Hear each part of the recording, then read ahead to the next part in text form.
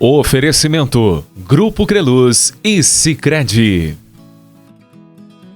Olá, você que nos acompanha pelos canais da Novo Rural. Hoje a gente vai para mais um episódio da NR Entrevista e hoje a gente conversa sobre soja.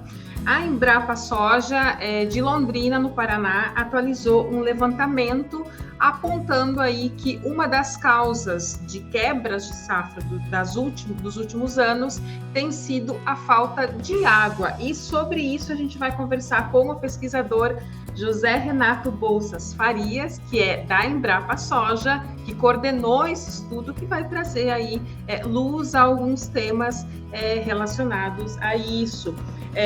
José, seja muito bem-vindo aos canais da Novo Rural. E uma questão que eu peço para o senhor nos explanar é justamente o que esse estudo alerta o agronegócio, porque a gente tem aqui um dado que Rio Grande do Sul e Paraná, que são o segundo e o terceiro maiores produtores, né, de soja no Brasil, deixaram de produzir mais de 15 milhões de toneladas de soja.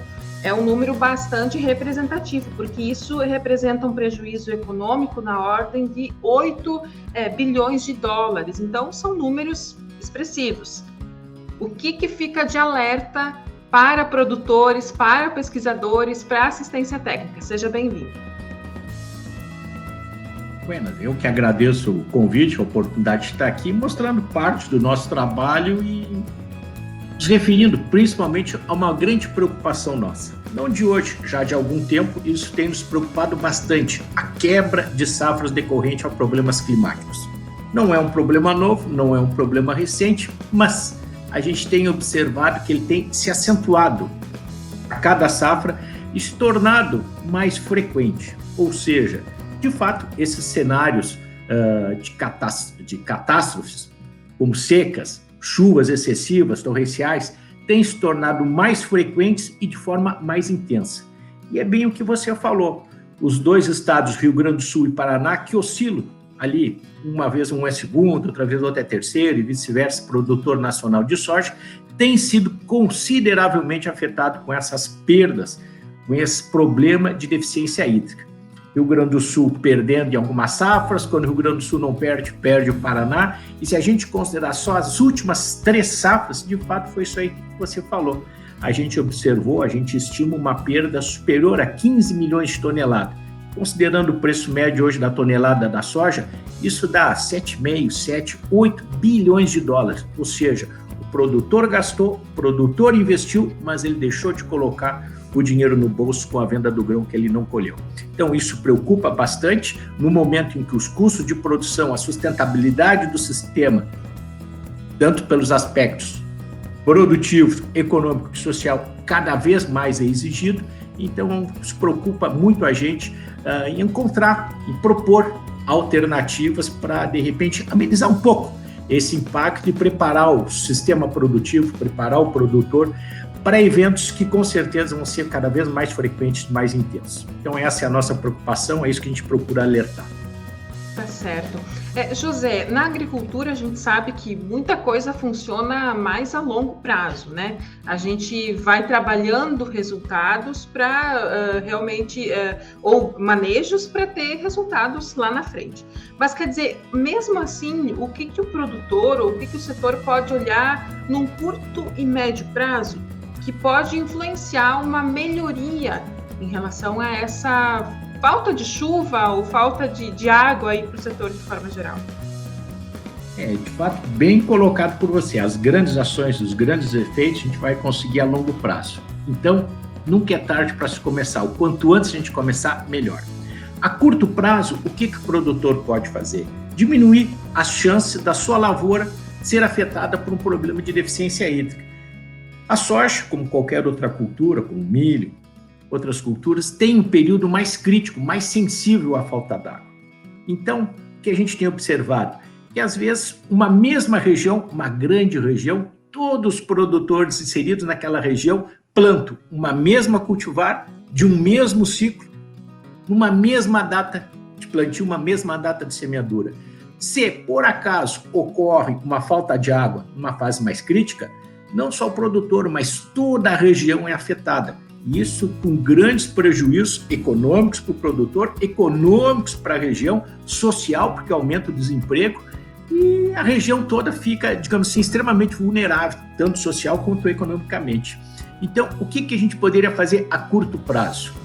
O escalonamento das épocas de semeadura, procurar não semear, não instalar todas as lavouras numa mesma época, numa mesma data, mas planta uma numa semana, outra daqui a 10 dias, outra daqui a 15 dias, coisa desse tipo. Outra coisa é procurar utilizar cultivares com ciclo diferente. De repente todo mundo planta a mesma cultivar com o mesmo ciclo. Pô, na mesma época dá um problema, todo mundo é afetado. Então escalona a época de semeadura e usem cultivares com ciclo diferente. Um planta uma precoce, o outro planta uma mais tardia, o outro uma mais tardia ainda. Para que isso aí? Se ocorrer, por acaso, um período de deficiência hídrica, uma seca, certo? Nem todas as lavouras serão afetadas da mesma intensidade. Uma lavoura vai estar, por exemplo, na floração, enchimento de grão vai ser extremamente afetada, mas outra ainda pode estar durante o período de crescimento vegetativo, o efeito já é menor. Outra já pode estar no final, na colheita, o efeito menor ainda. Ou seja, isso a gente dilui o risco, dilui a probabilidade de perda de uma grande região, é uma alternativa que a gente chama de escape.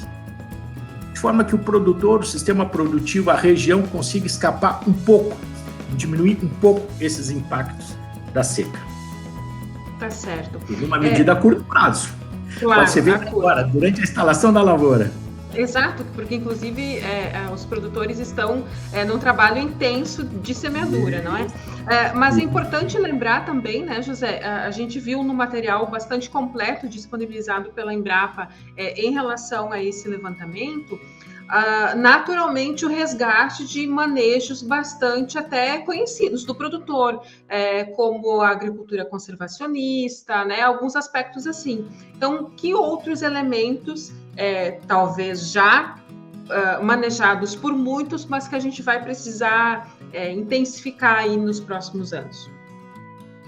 Tá certo. É bem que você falou, coisas antigas que de repente a gente tem que estar toda hora relembrando. É normal, produtos de sucesso, toda semana tem a propaganda para a gente não esquecer deles. Com as práticas de manejo, a mesma coisa. Então, o manejo do solo, muito bem feito, isso é crucial. A maioria das lavouras de soja não são irrigadas. Tem como fonte de água a chuva, a precipitação pluviométrica e a água disponível no solo.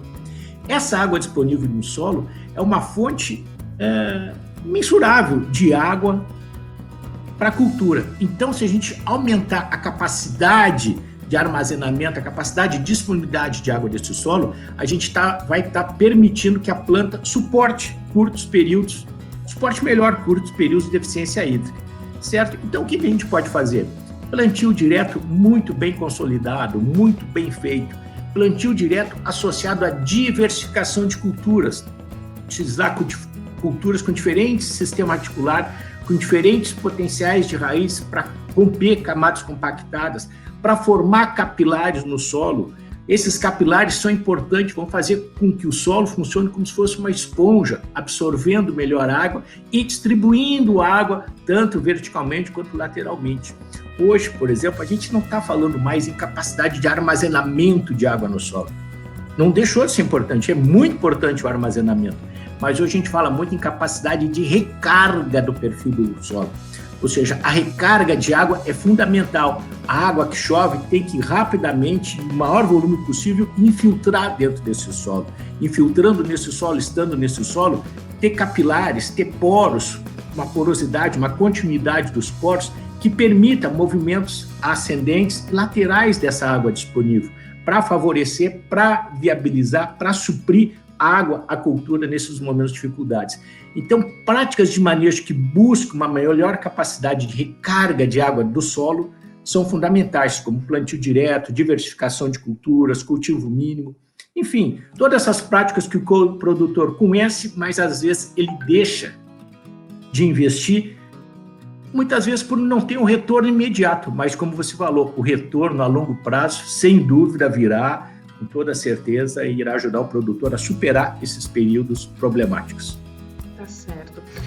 José, do ponto de vista genético, a gente também pode esperar cultivares mais resistentes a essa falta d'água, a seca? O que dá para trazer em relação a isso? Certo.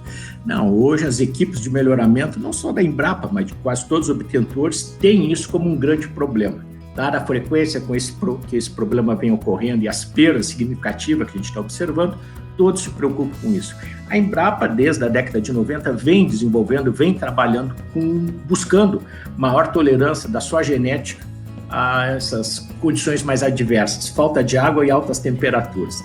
Então, no início, a gente trabalhou muito com transgenia, hoje a transgenia está deixando já de ser usada em função dos custos, em função dos questionamentos, e a gente está passando a trabalhar muito com edição gênica. Ferramentas modernas de engenharia genética, em que a gente vai direto no ponto, no DNA da planta ali, que tem que ser mudado, que pode ter alguma interferência na oferta de maior capacidade para tolerância à seca, e a gente está, então, desenvolvendo esses materiais, procurando identificar esses materiais por engenharia genética, por edição gênica, sem também deixar de levar em conta todo o material, toda a genética desenvolvida por sistemas convencionais. Cruzamentos normais em que a gente cruza lá um material mais tolerante, com uma maior capacidade de emissão de raiz, mesmo em condições adversas, e agregando a esses materiais maior potencial produtivo. Então, a genética é sim uma grande alternativa, é um caminho que não só a Embrapa, mas acho que todos os obtentores de genética estão buscando para ofertar ao produtor materiais mais tolerantes, mais resistentes a esses problemas futuros, digamos assim, altas temperaturas associadas a maior consumo de água e disponibilidade hídrica mais variável. Tá certo. Ótimo. A gente agradece a participação do José por trazer luz aí a esse tema. Os canais da Novo Rural seguem à disposição. Obrigada, José, pela participação. A gente que agradece a oportunidade e aqui da Embrapa Soja a gente está sempre à disposição. Um abraço a todos.